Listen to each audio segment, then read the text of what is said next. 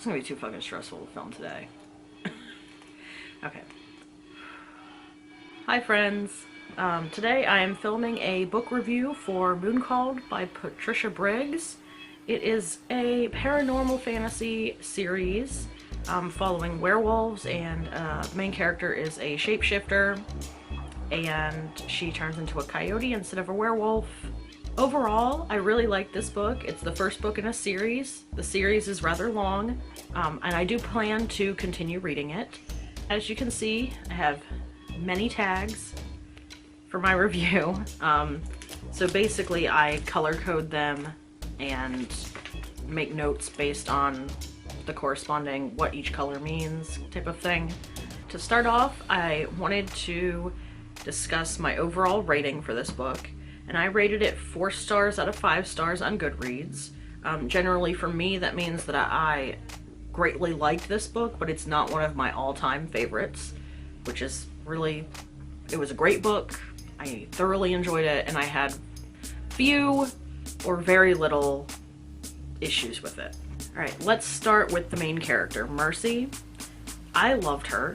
She is a badass and doesn't tolerate the sometimes sexist bullshit from the other characters, particularly the male characters, which I think just about all of the main cast in the book, other than the main character, are males. So she is the only main female that I recall. Another thing I really liked about this book is that while it did have some characters that were, you know, misogynistic and kind of jerks, it was very self-aware in that it was seemingly done on purpose. It was the very typical, like, territorial male trope, and the main character, it, like, basically is just like, this is bullshit, why are they this way? She's smarter, more cunning, maybe not stronger than them, but, like, definitely has her own strengths. Another thing I really liked about this book is that it did have a more diverse set of characters, both in ethnicity and in sexual orientation.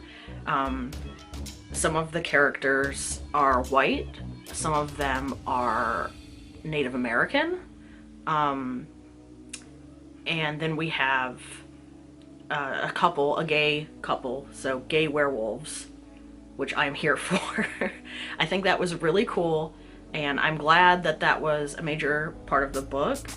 It being so diverse definitely made it less tropey feeling and more interesting and more relatable. The characters are definitely more relatable because of this. Sexist stuff aside, some of the male characters are really cool and are not misogynistic and shitty. And they also don't like the ones who are.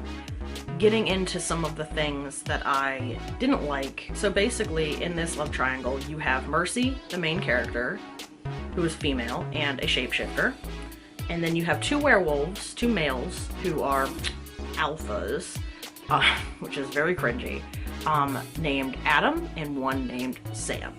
And Sam is very old-fashioned, very possessive of Mercy, and very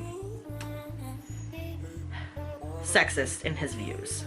Adam, on the other hand, is more progressive, less sexist than Sam, and generally annoyed and shuts Sam's possessiveness down because he sees how much it annoys Mercy.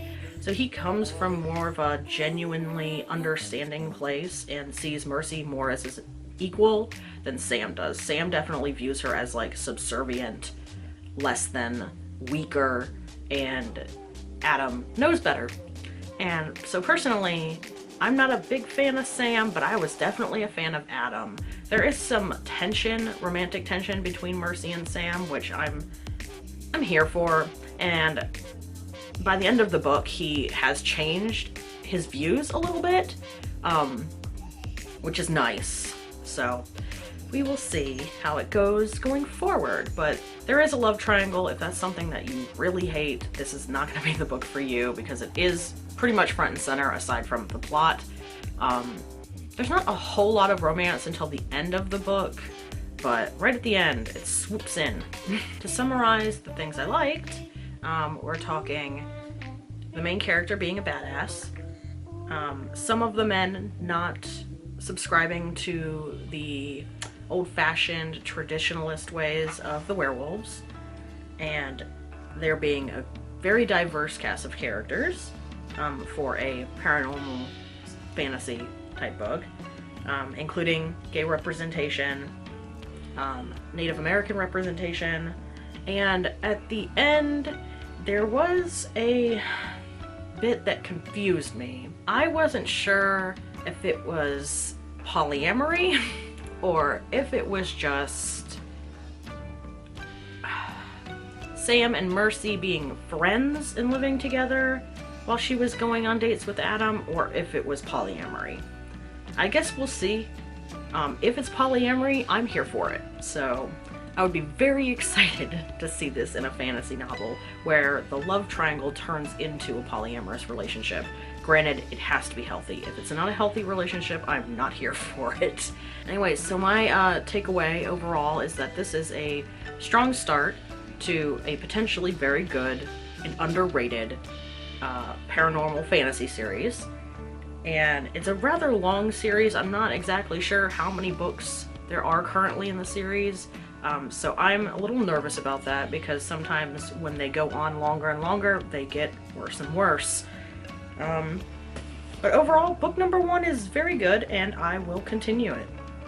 If you are interested in werewolves, there are some vampires in this as well. So if you're here for like paranormal fantasy type stuff, werewolves, vampires, but want a adult, unique twist on the whole thing, without a primary focus on romance and more of a focus on plot, and it definitely, at least in the first book, not being like straight up smut, then this is definitely a good series to check out.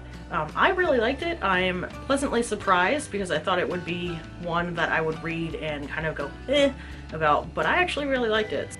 Anyways guys, I hope you liked this video. I hope I gave you some insights into what this whole series may be about, and I hope I see you again. Bye!